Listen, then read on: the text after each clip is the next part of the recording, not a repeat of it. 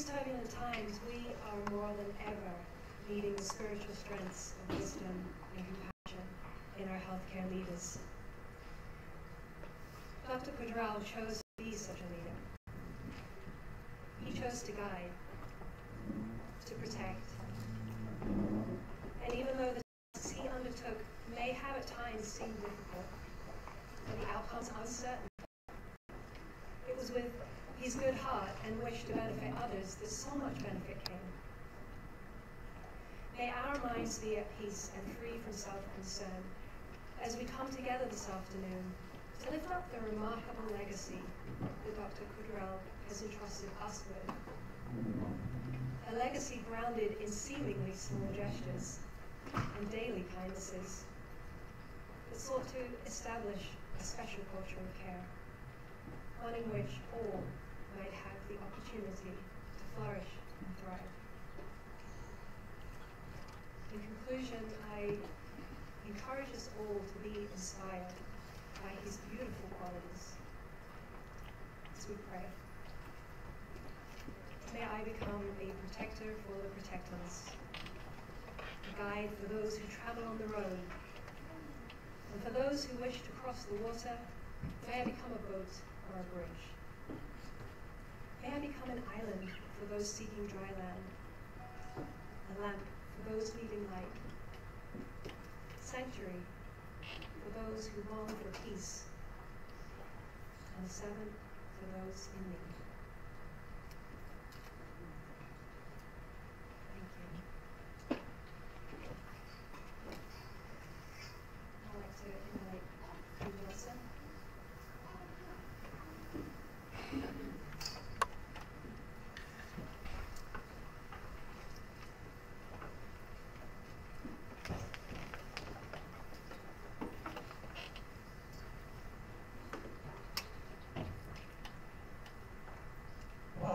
Good afternoon.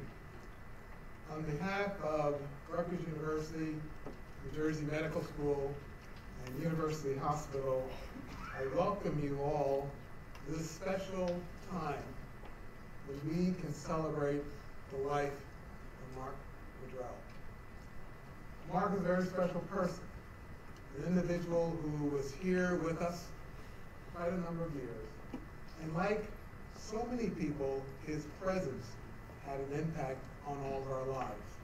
The reason why we grieve so much, the reason why we're all here, is because of the impact of his life. After graduating medical school, Mark came and did his postgraduate training at the University Hospital, New Jersey Medical School, and then joined our faculty. And as a faculty member, he showed what a great physician was like. He cared for all of his patients, not only their bodies and their physical aspects, but the spiritual aspects of their lives. Mark was an individual who was wonderful to all his colleagues. He was a mentor to all of our students, our residents, staff, an individual, again, whose presence made a profound impact in all of our lives. So we celebrate the life of Mark Quadrel today.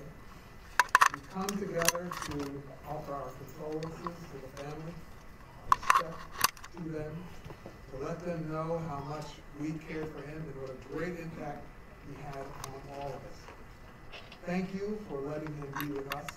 We know that he was a wonderful father, a wonderful husband, a wonderful son, a wonderful grandfather, an individual who will always live with us. And because of the way he lived, his impact will continue in all of our lives. Thank you all for being here. And now I turn things over to Mark.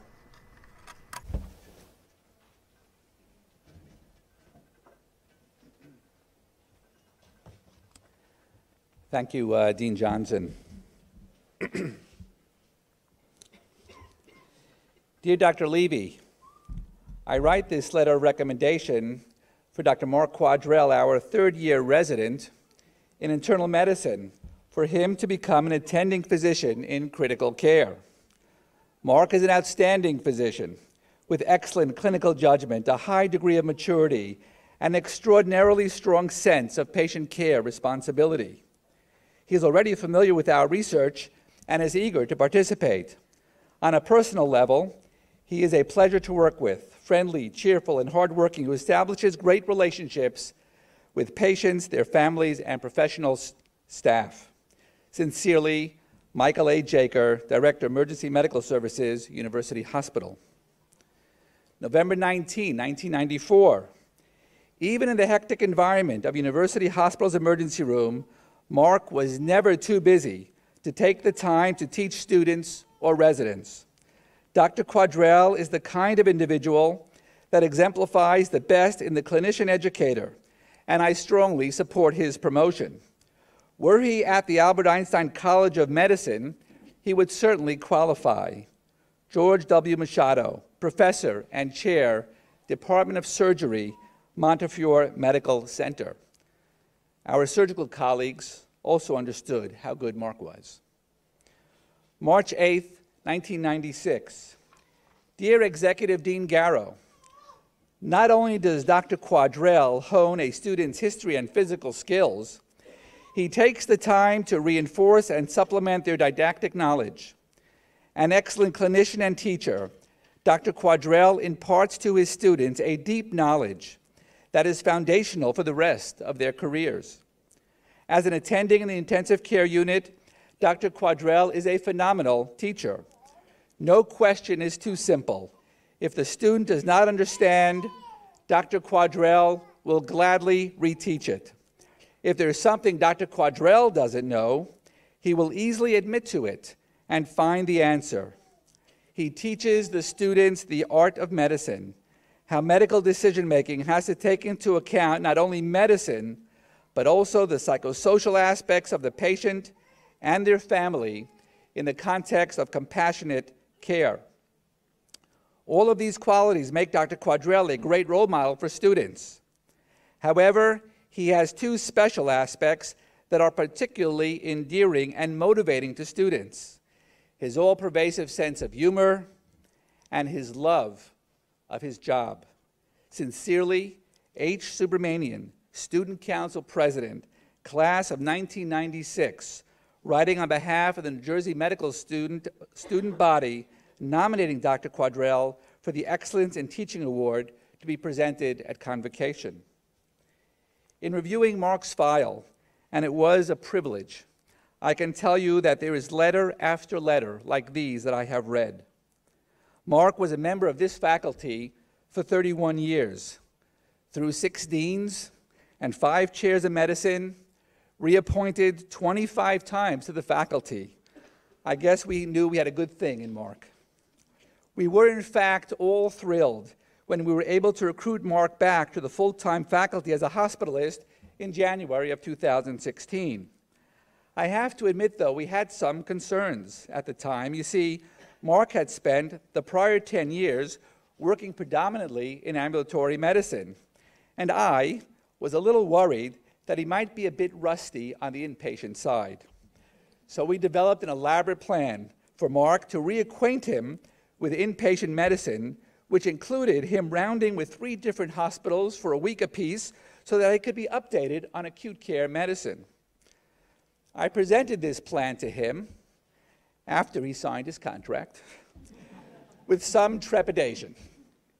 After all, his trainers were all going to be younger and more junior to him. Some of them would have only been completed their internal medicine training in the past 1 to 2 years. But Mark was totally okay with it. He had a great attitude, and off we went. A week later, Sunil Patel, our director of hospital medicine, called me up and said, "Look, you can continue the 3-week plan if you want, but you should know that all the hospitals are going to Mark for clinical advice." I realized then 2 things. First, what an absolute clinical gem we had. And second, what a gem of a human being he really was. Humble and incredibly kind. He could have reminded me that he spent 10 years in critical care and 10 years doing emergency medicine, that he was up to date. But he let me go on about the plan and showed me that as much as he loved to teach, he was never above learning anything from anyone. Perhaps needless to say, but in short order, he became the role model for all of our hospitalists. He was the go-to guy when there were clinical questions, and as they all tell me, he would always listen and provide help and consultation. He always had time for all of them, made all of them feel comfortable and personally connected with each and every one of them. They also marveled how after coming back from a weekend when Mark was covering, that not only did he come up with great new clinical plans, but he knew more about the patients, their children, their families, their hobbies than they ever had known prior. Mark's annual evaluation from Dr. Natali after his first year back perhaps captured these sentiments best. Of all our physicians, Mark had the greatest number of patient letters sent to administration calling out his superior care. He had the most frequent requests from patients and families to follow up with him as their personal physician. He has the most frequent requests from hospital employees to change their primary care doctor to him after observing him on the inpatient service. And he has the most frequent requests from specialists to take primary care responsibility of their patients. The unfortunate piece was Mark was not doing outpatient medicine, but it just highlights how deeply he connected and endeared himself to his patients. About a year ago, a university hospital, in partnership with the department and others, decided to create a new position of Director of Observation Services, a complicated position because it involves overseeing and integrating multiple types of providers into a multidisciplinary team and to coordinate care internally and with external healthcare agencies, all under the pressure of a time clock. We had never done this before, so there was no playbook on how to do this position. I was worried about who am I going to get to do this. Then an idea. I picked up the phone, I called Mark, and I told him, I was lying, I told him that I had a great new perfect job for him. He asked what it was. I told him that I wanted him to be the new medical director of observation. He said thanks, and I thought I was off the hook. A few minutes later, he was in this position. Having now been caught red-handed, I told him that's the part we haven't figured out yet. Well, I can tell you that over the 8 months that he served as a director of observation, he figured it out. He created with the staff a high-quality observation program and was truly beloved by the staff, from the nurses to the clerks to the housekeepers to the case managers to the administration, all the people that he had to work with. And he was beloved by the patients whom he, and by our students and residents whom he endlessly taught with great joy. I'll close with 2 comments posted after his untimely passing. One of his patients, a member of our staff, wrote, "The world has lost a wonderful human being. Dr. Quadrel understood how important it is to be empathetic and understanding at all times. He was a gifted physician. My family loved him, and he was a great friend to us. I will miss him forever. You made everyone's day brighter with your joy and your humor and your warmth. You were our mentor, teacher, and friend. Smile and made even the most mundane meeting fun because I was able to laugh through it with you." 30 years later, same things. A great teacher, a great mentor, a great clinician, and a compassionate and caring physician. What a legacy. On behalf of the Department of Medicine, it was a profound honor to know and work with Mark Quadrel. I can tell you that he will be sorely missed, but he will continue to inspire us, and so he will never be forgotten. Thank you.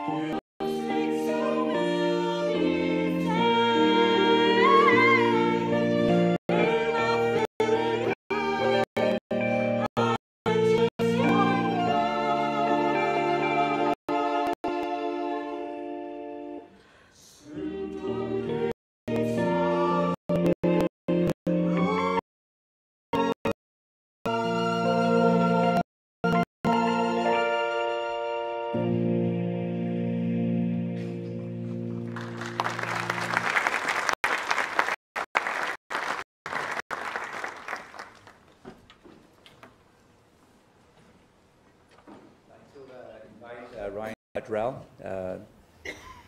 Quadrel's son, to make some comments. Thank you.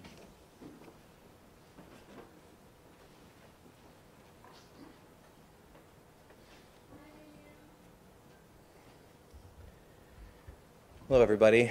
I've been given the honor and privilege of speaking here today in tribute to my father, Mark Quadrel. A tribute is defined as an act, statement, or gift that is intended to show gratitude, respect, or admiration. So tribute. Well, that's something my dad, he did every single day of his life. Gratitude, respect, and admiration. I'd like to see a show of hands in this room. How many people have received the gift of a tribute from my father?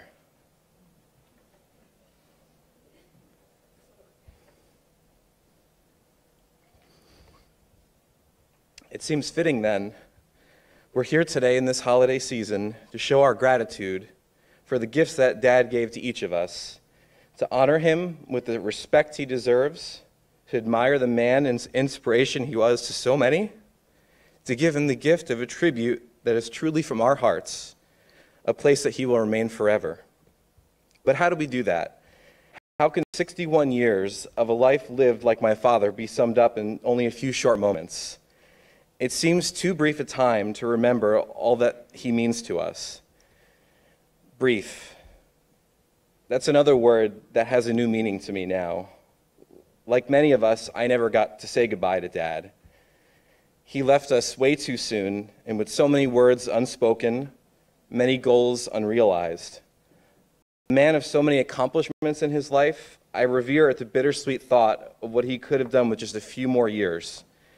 Hiking the length of the Pacific Crest Trail, summiting Mount Everest, I wouldn't put anything past him.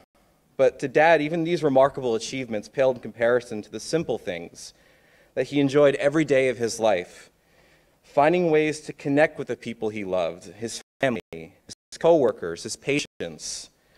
He excelled in this area, and in his own humble way, with a laugh or a smile or a healthy dose of tough love, he had a way of getting through to me, and often in spite of myself. He would often say to me, "If you're not going to take my advice, why'd you ask for it?" Turns out he was usually right, usually. Which brings me back to where the unspoken. Growing up, Dad was always my coach, not just in life, but he devoted countless hours of his own busy life to coaching football, basketball, and baseball teams. It was one of his many passions, and he did this for all of his three sons without ever expecting anything in return. Like most teenagers, right around the time I hit puberty, I became, kind of a hormone imbalance jerk. I rejected my father and barely spoke with him, and that lasted through, regrettably, much of my young adulthood. And a footnote to my 9-month-old son, a forgiving a dance kid. Needless to say, Dad and I got through that, and we became closer than we ever were, especially in recent years. It went without saying that I respected and admired him, but that's just the thing. It never got said. I never thanked him for teaching me the values of good sportsmanship and teamwork. I never told him how much I looked up to him as a father and family man, a role model for the husband and father that I strive to be for my wife and son. Words unspoken. Dad will never get to hear Arian say to him, "Papa Q, tell me the story of the 3 billy goats, Gruff again." By the way, even if you have heard that story, you've definitely never heard the way he told it, Arian. Suffice it to say, it concluded with a happy ending. Big Billy Goat Gruff goes on the hill, and he proceeds to walk up with Frank Sinatra and Dean Martin, and they're all eating lasagna and having pasta fajoule. So, we take it for granted, I think, that we're going to have more time with the people that we value and the people we love. Take it from me, it's not enough to wait until they're gone to offer them tribute. This year, when you're at home with your friends and family at Christmas, take a moment to offer them the gift of tribute, gratitude, respect, admiration. It can come in so many forms: a special message in a Christmas card, a New Year's resolution, a day spent together doing something that you've been putting off for so long, but you've always talked about doing it. Say and do the things that one day you might wish you did when that person is gone. Don't wait until it's too late. And by the way, if my dad taught us anything, it's that tribute doesn't have to be offered only once a year. Take a moment to look at the person sitting to your left, the person sitting to your right. Whether it be ordinary, everyday people or your closest loved one, take a moment to look them in the eye, open your heart, and offer them the simple and priceless gift of a tribute. Thank you.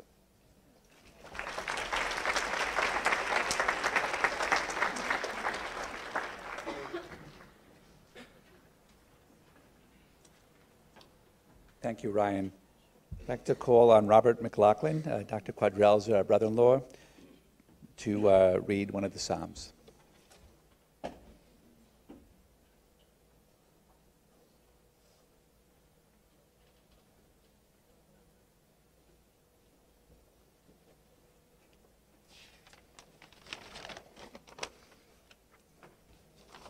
Psalm 46.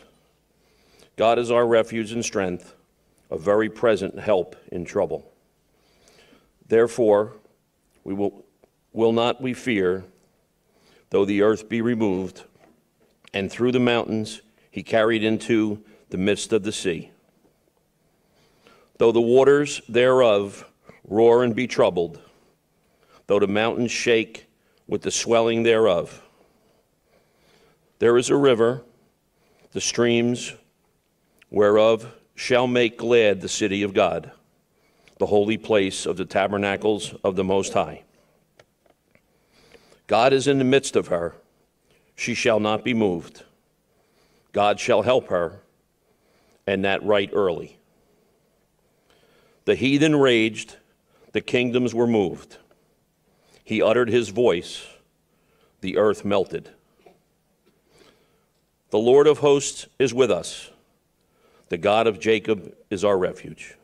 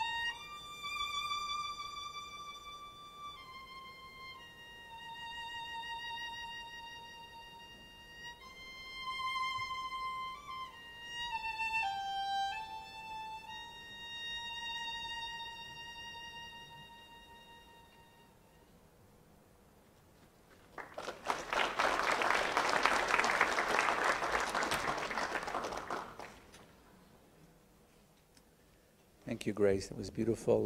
Now I'd like to call upon Bob Feedy, who was one of our faculty members in the Department of Medicine, and I think, as many people know, a long and dear friend of Dr. Quadrel.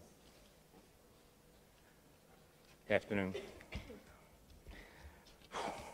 I first met Mark in 1985 at the East Orange VA.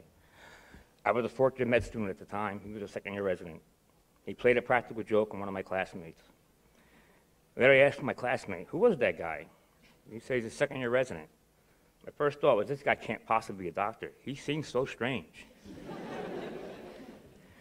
2 years later, when I was a second-year resident rotating the emergency room, Mark was my attending. Dr. Jaker always recognized great talent. That's when I saw what a great clinician he was. Next year, 89, my last month as a resident on the floors, he was again my attending.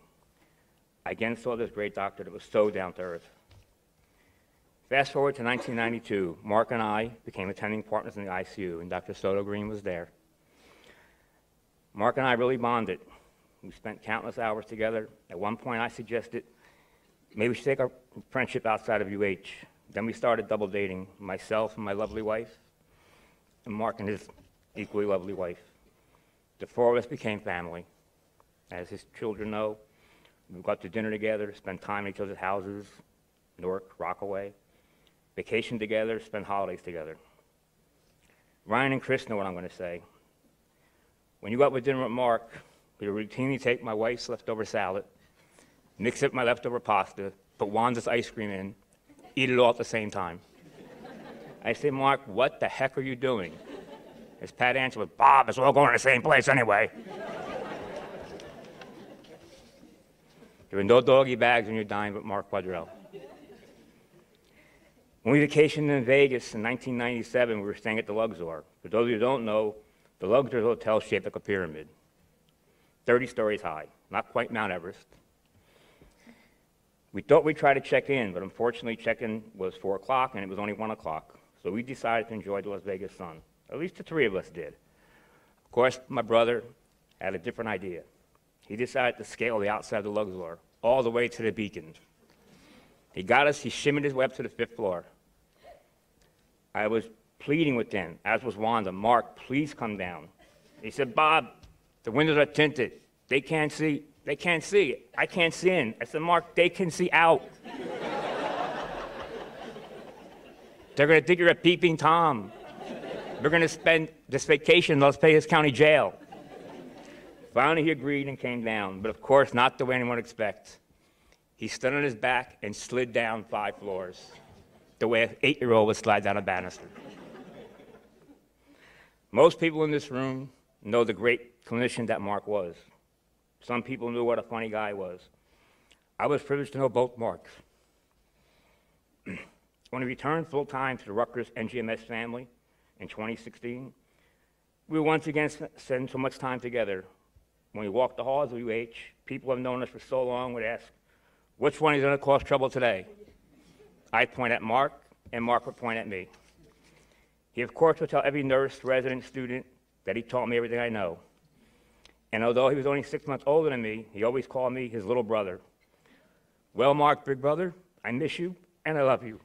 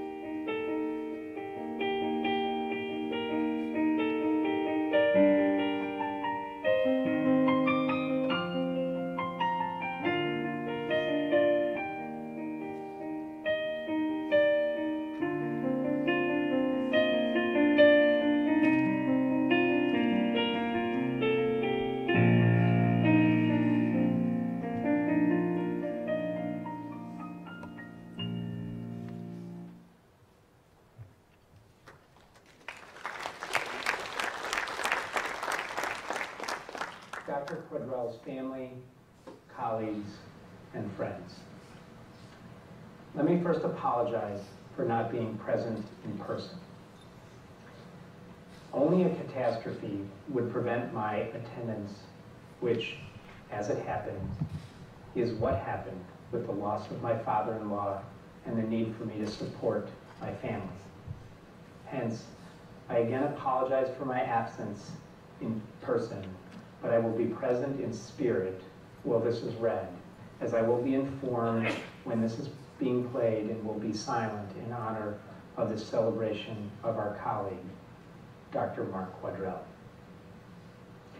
As many of you know, I am new to the University Hospital Rutgers family, but even in this newness, I had the privilege and honor to experience the aura of Mark. His existence became known to me in the first days on campus, as everyone I spoke to spontaneously mentioned him with a positive light, a never-ending smile, and a supporter of staff, physicians, learners, and patients. The last of these patients was the one that really caught my attention, not because it was only mentioned as in the usual light of a physician of the care of his patients. It was the added comments about being an advocate for the patient and their family's experience with their care. It was obvious, as I talked to various people on campus, that his passion for this topic was far more than an understanding that it was important. He materially cared about the subject, studied it, and intentionally spent time addressing it with staff, learners, and colleagues. When I met Mark, I understood. I invite you to look at the cover of your program. Having never seen a picture of him, or even heard a description, as he walked toward me down a long hall, his presence, his manner, his smile was welcoming, exuded compassion, and said to me, well, actually screamed at me, here was a man, a physician who had humanity as his foremost enduring quality. When we spoke, his affect, manner, and his carriage exuded humanity. As a reminder, the definition of humanity is humaneness or benevolence. And daily, while I ran safety huddle, he would stand at the door, and I could always count on looking over and find a supportive smile when things were challenging. I think of these days often, and so he is in my thoughts frequently, and I thank his family for sharing him with us. It is clearly a gift that will keep giving. And as we also know, sadly, he demonstrated his humanity and love for others until the very, very end, even when it was not accepted. These are the actions of someone who truly embodies the essence of humanity, a humanist. For Mark, it was his raison d'etre. He has given us all a model to care for humanity as much as he did. Thank you for the opportunity to share in this celebration of his life.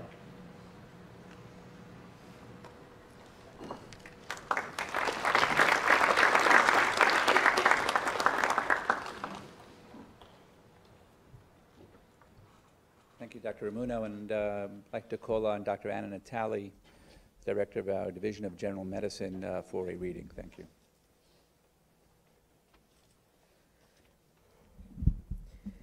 A reading from Ecclesiastes 3:18. To everything there is a season, and a time to every purpose under the heaven. a time to be born and a time to die, a time to plant and a time to pluck up which is planted, a time to hurt and a time to heal, a time to break down and a time to build up, a time to weep and a time to laugh, a time to mourn and a time to dance, a time to cast away stones and a time to gather stones together, a time to embrace and a time to refrain from embracing, a time to seek and a time to lose, a time to tear and a time to sow, a time to keep silence and a time to speak, a time to love and a time to hate, a time of war and a time of peace.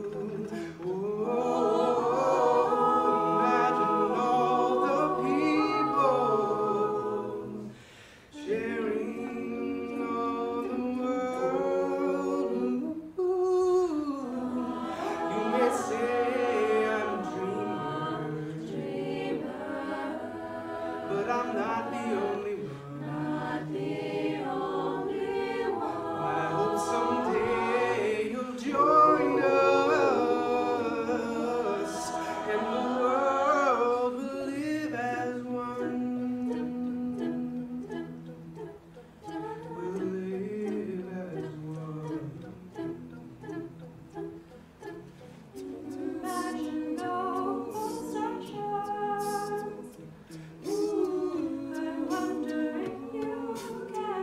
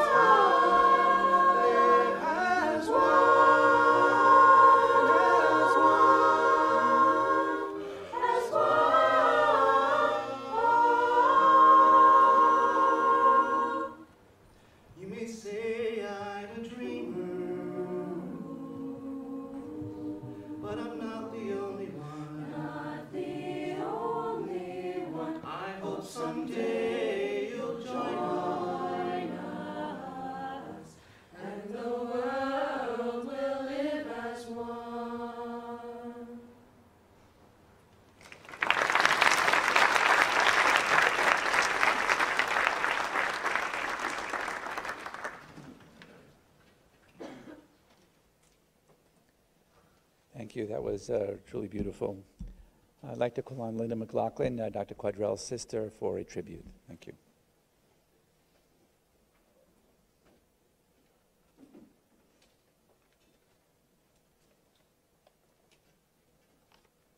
Good afternoon, everyone.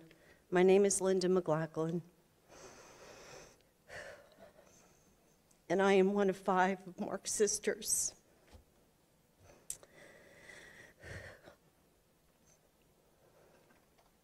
We are all gathered here today to remember our brother Mark. No matter if you were related by family, a dear friend, or a colleague of his, we can all say that he was our brother. Our family is honored to be invited here today, and it just seems appropriate because we all need to be with each other to be able to share our stories, our love, and our grief.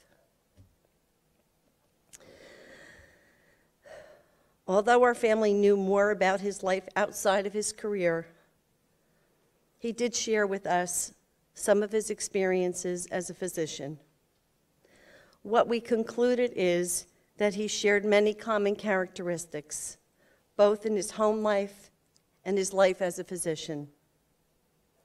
So when we think of words to describe our brother, we saw him as being passionate, determined, loving, caring, a great listener, and most of all, witty. I am sure one time or another along the path of seriousness, the humor came out, and I believe his intent was to lighten up the situation at that moment. But at the same time, it helped him to lighten up too. On a serious note, Mark told you the truth when you asked him his opinion. He never sugarcoated anything. On the day of Mark's funeral service, I had a young man named Hector come up to me after he found out I was his sister. I believe he was a student here. I can't remember his last name. He said something to me that I will never forget. He said, "Someday I want to be like your brother. Someday I want to be the doctor that he was." Those words made me feel so much better that day. This told me that this was Mark's purpose, and that it is for him to be able to teach what he knew best and make a positive impression on those who learned from him. As a family member of Mark, I would like to acknowledge that we are aware and share in your sadness of this tragic loss, and we know that some of you will take longer to heal depending on your level of connection with him. We will miss his presence tremendously, but while we all go through this process of grief, we all need to keep in mind how Mark might have influenced us and perhaps take some of what we learned from him and incorporate it into our life as a person or a physician. Thank you all for your support, love, friendship for Mark and our family. We are all humbled and moved by your words and actions. What we ask of you along your path in life is to hug a little tighter, love a little deeper, listen a little bit more, be sensitive to others, and most of all, be humored by those who give it. This is what Mark strived for. May God bless all of you and have a Merry Christmas and a happy holiday season with your family and friends. Thank you.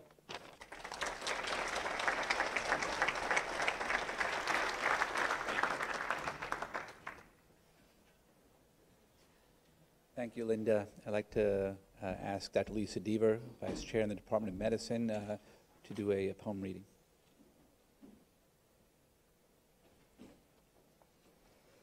When great trees fall, rocks on distant hills shudder.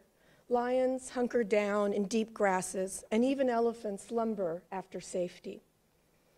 When great trees fall in forests, small things recoil into silence, their senses eroded beyond fear. When great souls die, the air around us becomes light rare, sterile. We breathe briefly. Our eyes briefly see with a hurtful clarity.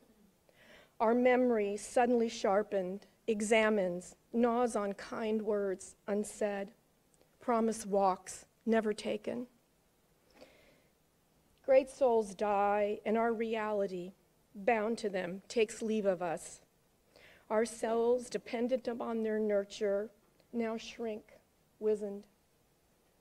Our minds, formed and informed by their radiance, fall away. We are not so much maddened as reduced to the unutterable ignorance of dark, cold caves.